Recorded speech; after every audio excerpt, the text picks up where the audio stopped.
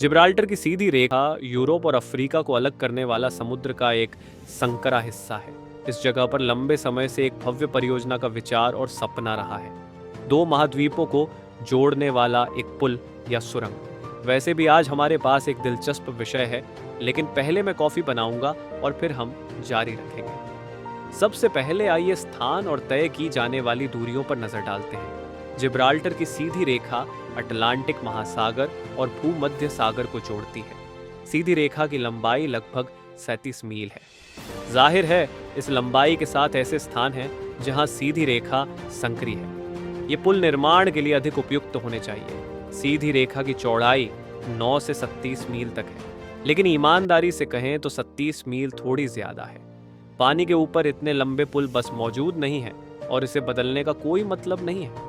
साथ ही सीधी रेखा के सबसे संकरे हिस्से में एक छोटा और अधिक विश्वसनीय पुल बनाने का मौका है। मोरक्को के तट से स्पेन केवल 8 से 9 मील की दूरी पर है। कार से यहाँ पहुँचने में लगभग 13 मिनट लगते हैं, इसलिए यह वास्तव में करीब है। मैं उन लोगों को धीरे से याद दिलाना भूल गया जो लाइक बटन दबाना भूल गए हैं। जैसा कि आप महसूस करते हैं, ऐसा करना भूल जाते हैं कि यह सिर्फ एक छोटी दूरी है जिसे लोगों ने बहुत समय पहले समझ लिया था। स्पेन और मोरक्को की सरकारों ने 1978 में दोनों महाद्वीपों को जोड़ने की संभावना का पता लगाने के लिए एक संयुक्त समिति का गठन किया था। समिति ने यूरोमेड ट्रांसपोर्ट नामक एक बहुत बड़ी परियोजना के विकास का नेतृत्व किया था। 1981 से स्पेनिश सरकार भविष्य के अंतर महाद्वीपीय कनेक्शनों का अध्ययन करने और उन्हें बढ़ावा देने के लिए समर्पित एक निगम का समर्थन कर रही है। लेकिन सामान्य तौर पर एक पुल का विचार और यह तथ्य कि यह वास्तव में उपयोगी हो सकता है, इन सभी समितियों, निगमों और परियोजनाओं की तुलना में बहुत पहले आया था, और इसके बावजूद अभी तक कोई पुल या पानी के नीचे सुरंग नहीं है। शायद यह सब प्रश्न के तकनीकी पक्ष के बारे में है नहीं। इस बिंदु पर मानवता के पास इस तरह के पुल का निर्माण करने के लिए आवश्यक सभी तकनीक है। ठीक है, याद रखें कि इस तरह के पुल की लंबाई, जिस तरह से खाड़ी की अधिकतम चौड़ाई 30 मील है, लेकिन इस मामले में उन्हें एक संकरा स्थान भी मिला है। ये दक्षिण कोरिया में 13 मीटर लंबा एनन पुल है। चीन में शेनन जांगजन लिनोल भी है जो 14 मीटर लंबा है, और अंत में पानी के ऊपर सबसे लंबा पुल यूएसए में पोना ट्रेन झील के पार काउजवे है जो 24 मीटर लंबा है। इसलिए इन दिग्गजों की तुलना में जिब्राल्टर की 9 मीटर लंबी सीधी रेखा में एक काल्पनिक पुल कुछ बहुत जटिल नहीं लगता है। और यह सिर्फ मेरी राय नहीं है, क्योंकि आप इंटरनेट पर जो चाहें कह सकते हैं, लेकिन इंजीनियर भी उसी तरह सोचते हैं। और यहाँ तक कि एक बहुत ही व्यवहार्य पुल परियोजना भी है। ऐसा लगता है कि यह गहराई 2.985 फीट ऊंचे टावरों और 16.40 फीट के विस्तार का समर्थन करती है। उन्होंने लागत की भी गणना की है कि इस तरह के पुल की लागत लगभग 15 बिलियन अमेरिकी डॉलर। मैं दोनों तरफ के लोगों की संख्या का उल्लेख कर रहा हूँ। इस तरह के पुल का स्पष्ट रूप से उपयोग किया जाएगा और सभी अध्ययनों के अनुसार इसका हर समय उपयोग किया जाएगा। यह परियोजना वाणिज्यिक और सामाजिक दोनों दृष्टिकोण से समझ में आती है। साथ ही सुरक्षा के दृष्टिकोण से भी कुल मिलाकर भूमध्य सागर के दो तटों को जोड़ने के संभावित मूल्य पर अभी कभी सवाल नहीं उठाया गया है। वे केवल समुद्र से जुड़े हुए हैं, और समुद्री परिवहन पर निर्भरता को कम करना निरंतर व्यापार की दिशा में वास्तव में एक बड़ा कदम है। आखिरकार समुद्र में मौसम कभी कभी शिपिंग के लिए खराब हो सकता है, लेकिन पुल के साथ वे समस्याएं नहीं होंगी। अंतर महाद्वीपीय व्यापार और पर्यटन के लिए लाभ बहुत है। यह प्रवास मार्गों के लिए भी एक बड़ा प्लस होगा, क्योंकि यह मानव यातायात का प्रबंधन करने की अनुमति देगा, और निश्चित रूप से यह न केवल निर्माण के दौरान बल्कि पुल के उपयोग में आने के बाद भी हजारों नौकरियों का सृजन करेगा। लेकिन अगर सब कुछ इतना अच्छा है तो पुल अभी तक क्यों नहीं बनाया गया है? पुल सीधे रास्ते से गुजरने वाले जहाज़ों को सावधान रहने की ज़रूरत है। यहाँ खतरों की एक पूरी सूची है। नदियों और बारिश से आने वाले पानी के तेजी से वाष्पीकरण से लेकर समुद्री पानी की परतों तक, जिनमें से प्रत्येक का घनत्व और लवणता अलग अलग है। अटलांटिक में पानी भूमध्य सागर के पानी की तुलना में कम खारा और कम घना है, और यह पूर्व में अटलांटिक महासागर में बहता है। भूमध्य सागर एक सतह परत के रूप में लगभग 410 फीट गहरा है, जिसकी गति 2 से 3 मील प्रति घंटा है। दूसरी ओर भारी, ठंडे और नमकीन पानी का पश्चिमी बहिर्वाह है, जो अटलांटिक में अपना रास्ता बनाता है। यह प्रवाह ज्वार के चरण के आधार पर पूर्वी धारा को या तो तेज कर देगा या धीमा कर देगा। ये धाराएं आंतरिक तरंगों का कारण बनती हैं, जो मानचित्र पर कुछ इस तरह दिखती हैं। उनका विस्थापन कभी कभी 330 फीट से अधिक हो सकता है, जिनकी तरंग दैर्घ्य 1 से 102 मील तक होती है, ताकि आप समझ सकें कि इन तरंगों को अंतरिक्ष यात्री अंतरिक्ष में भी देख सकते हैं। तो आप ऐसी परिस्थितियों में एक पुल कैसे बना सकते हैं? तो हो सकता है कि एक पुल के बजाय वे एक सुरंग खोदें। और फिर एक समस्या है, जल्टर जलडमरू मध्य 2 टेक्टोनिक प्लेटों, अफ्रीकी और यूरेशियन प्लेटों के किनारे पर है। यदि आप नहीं जानते, उन्हें महसूस भी नहीं करते, लेकिन वे अभी भी भूकंप हैं और वे किसी भी इमारत को प्रभावित करते हैं। जल्ट स्ट्रेट के पास स्पेन का हिस्सा वास्तव में भूकंप के उच्च जोखिम वाले क्षेत्र में है। दूसरी ओर स्थिति 1960 में मोरक्को में भी बेहतर नहीं है, जो स्ट्रेट के अपेक्षाकृत करीब है। वहां 5.8 तीव्रता का भूकंप आया था। ये उथली गहराई पर हुआ था, इसलिए भूकंप अविश्वसनीय रूप से विनाशकारी था, जिसके परिणाम स्वरूप 12,000 से 15,000 लोग मारे गए थे, जो कि जहां भूकंप आया था उसके करीब अगाडर की आबादी का लगभग 1/3 था। अन्य 12,000 लोग घायल हो गए थे। कम से कम 35,000 लोग बेघर हो गए थे, जिससे यह भूकंप मोरक्को के इतिहास में सबसे विनाशकारी और घातक बन गया। इसलिए हाँ, इस क्षेत्र को निर्माण के लिए सुरक्षित मानना मुश्किल है, लेकिन बाधाएं और समस्याएं यहीं समाप्त नहीं होती हैं। टेक्टोनिक हलचलें यहाँ एक पुल बनाना एक जटिल कार्य है। न केवल ऊंचाई के अंतर के कारण 1930 के दशक में उन्होंने एक सुरंग बनाने के बारे में बात की थी, लेकिन उन्हें योजनाओं को छोड़ना पड़ा। ये पता चला कि नीचे की चट्टान बहुत कठोर थी, और सबसे बड़ी बात यह है कि सीधे रास्ते का सबसे संकरा हिस्सा 3000 फीट तक सबसे गहरा भी है। वैसे पारिस्थितिकी के बारे में मत भूलना, सौभाग्य से ग्रह और उसके गैर मानव निवासियों के लिए हाल के दशकों में मानवता इस बारे में बहुत अधिक सोच रही है कि हमारी गतिविधियां प्रकृति को कैसे प्रभावित करती हैं। जिब्राल्टर का सीधा रास्ता प्रकृति प्रेमियों के लिए एक प्रमुख स्थान है। आप यहाँ व्हेल और डॉल्फिन के साथ साथ प्रवासी पक्षियों को भी देख सकते हैं। ये निश्चित रूप से ऐसा स्थान नहीं है जहाँ आप सब कुछ खोज सकते हैं। ऐसी परिस्थितियाँ भी हैं जिनका प्रकृति से कोई लेना देना नहीं है। बात यह है कि निर्माण को पूर्व से पश्चिम तक भारी समुद्री यातायात की उपस्थिति को ध्यान में रखना होगा, और पुल के सहारे को जहाज की टक्करों का सामना करने में सक्षम होना चाहिए। वे समय समय पर होने के लिए बाध्य हैं। कोई भी इसके खिलाफ प्रतिरक्षित नहीं है।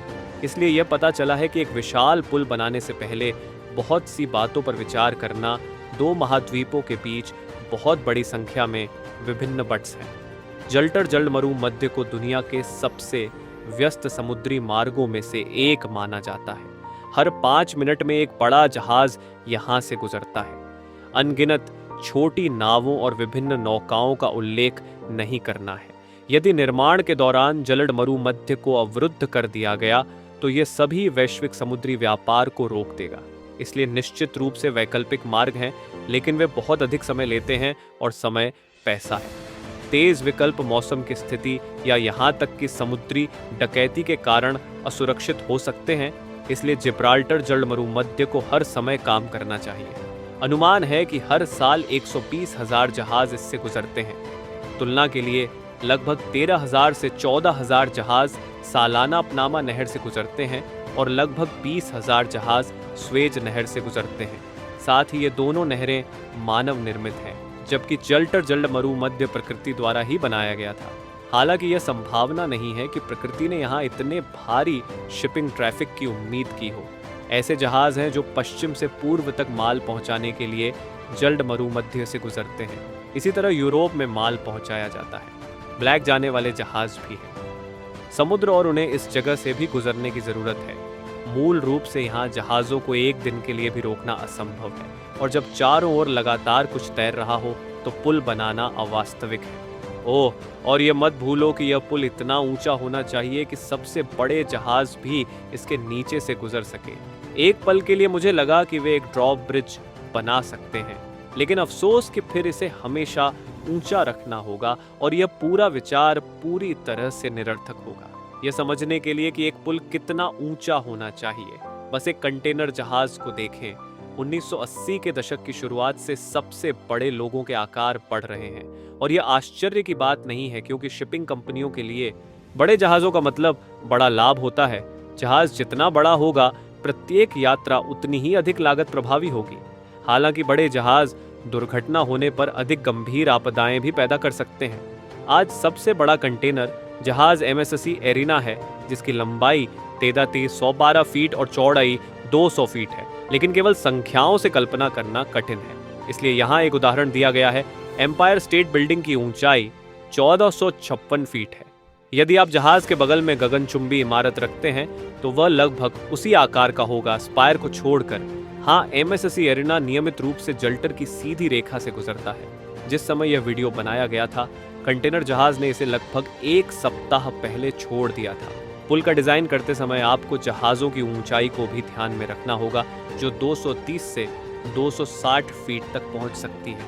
ये इतना महंगा है कि पुल की लागत आज बहुत अधिक मानी जाती है। इसका अनुमान 6 मील के लिए $80 मिलियन से कम नहीं है, जिसकी न्यूनतम लंबाई 10 मील होने की संभावना है। महाद्वीपों के बीच एक स्थायी संपर्क बनाने की लागत 6 मील के लिए 1.50 बिलियन से कम नहीं हो सकती है। इसलिए जब से परियोजना 40 साल से अधिक पहले शुरू हुई है, मुख्य मुद्दा लागतों तक ही सीमित है और वे बहुत अधिक हैं। लेकिन सुरंग का क्या? दिसंबर 2003 में यहाँ चीजें अधिक दिलचस्प हो जाती हैं। स्पेन और मोरक्को एक पानी के नीचे रेल मार्ग सुरंग बनाने की संभावना तलाशने पर सहमत हुए। ये दोनों देशों की रेल प्रणालियों को जोड़ने वाला है। क्या आपको भी ऐसा लगता है कि आपने यह पहले कहीं सुना है? और अच्छे कारण से एक समान सुरंग अंग्रेजी चैनल के नीचे से गुजरती है, जो फ्रांस और यूके को अलग करती है। लेकिन अंतर है, जिब्राल्टर की सीधी रेखा के आसपास का क्षेत्र बाहर यह शायद पकड़ में था, लेकिन ये अब नहीं है और उन्होंने 2030 के लिए निर्माण शुरू करने का भी कार्यक्रम निर्धारित किया है। सुरंग का पानी के नीचे का भाग 170 मील लंबा होगा और 1560 फीट की गहराई पर रखा जाएगा। निर्माण में 15 साल लगेंगे। रुको, 17 मील कहाँ से आए? एक पर्यवेक्षक दर्शक पूछ सकता है कि क्या यह 9 मील नहीं था? लेकिन यह सरल है। उन्होंने सबसे संकीर्ण बिंदु पर एक सुरंग खोदने का विचार छोड़ दिया, क्योंकि जैसा कि मैंने पहले उल्लेख किया था कि यह बहुत गहरा है। समुद्र तल से 3000 फीट नीचे खुदाई करना सबसे अच्छा विचार नहीं है। बस आपको पता है कि वर्तमान में सबसे गहरी पानी के नीचे की सुरंग नॉर्वे की रीफा आई के 955 फीट की गहराई पर है और यह पहले से ही काफी है। जिब्राल्टर सुरंग टारफा के पश्चिम में स्थित स्पेनिश पुना पालोमा केप को टैंजियर के पूर्व में उत्तरी मोरक्को में मालाबाटा केप से जोड़ेगी। इस परियोजना अफ्रीका और यूरोप के बीच 13 मिलियन टन माल ले जाने की क्षमता और सुरंग मैड्रिड और कैबलैंका के बीच यात्रा के समय को घटाकर सिर्फ 5.5 घंटे कर देगी। अभी एक उड़ान में लगभग 2 घंटे लगते हैं, जबकि एक नौका सहित ड्राइविंग में क्रॉसिंग में 12 घंटे तक का समय लगता है। आज जल्टर की सीधी रेखा के नीचे एक सुरंग का निर्माण दुनिया की सबसे महत्वाकांक्षी पानी के नीचे की परियोजनाओं में से एक माना जाता है और कुल मिलाकर सही मायने में इष्टतम आकार। बहुत समय पहले ब्रिटिश वैज्ञानिकों ने यूरोप और अफ्रीका के बीच सही पुल की खोज के प्रयास में नए पुल डिजाइनों के साथ आने के लिए गणितीय मॉडलिंग को नियोजित किया था। आज एक पुल के फैलाव की लंबाई की एक सैद्धांतिक सीमा होती है और सामग्री के टूटने से पहले, यानी पुल जितना लंबा होता है, उसकी संरचना का उतना ही अधिक उपयोग किया जाता है, सिर्फ पुल को अपने वजन के नीचे गिरने से बचाने के लिए। लेकिन वैज्ञानिकों ने पुल और उसके सहारे के लिए एक नया आकार खोजने का प्रयास। थोड़े सरल ज्वालामुखी उभर रहे हैं। यूरेशियन और अफ्रीकी टेक्टोनिक प्लेटें टकरा रही हैं, जिससे भूकंप आ रहे हैं। हम पहले ही इस पर चर्चा कर चुके हैं, लेकिन हाल ही में वैज्ञानिकों ने पाया है कि भविष्य में इसका अर्थ है जल्टर की सीधी रेखा का पूर्ण रूप से बंद हो जाना। कंप्यूटेशनल मॉडलों का उपयोग करते हुए लिस्बन विश्वविद्यालय के शोधकर्ताओं ने भविष्यवाणी की है कि जल्टर की सीधी रेखा के नीचे की टेक्टोनिक्स अटलांटिक में आगे बढ़ जाएगी, जिससे एक अग्निवलय का निर्माण होगा, जो कि बहुत सारे सक्रिय ज्वालामुखियों वाला क्षेत्र है। अभी प्रशांत अग्निवलय है और भविष्य में एक नया वलय भी सत्य प्रतीत हो सकता है। यह 20 मिलियन वर्षों में घटित होगा। भूवैज्ञानिक मानकों के अनुसार यह एक छोटी अवधि है, लेकिन तब तक यह संभावना नहीं है कि कोई भी सुरंगों, पुलों या माल परिवहन की स्थिति के बारे में चिंता करेगा। क्या आप मुझे लाइक करना चाहेंगे? बाद में मिलते हैं।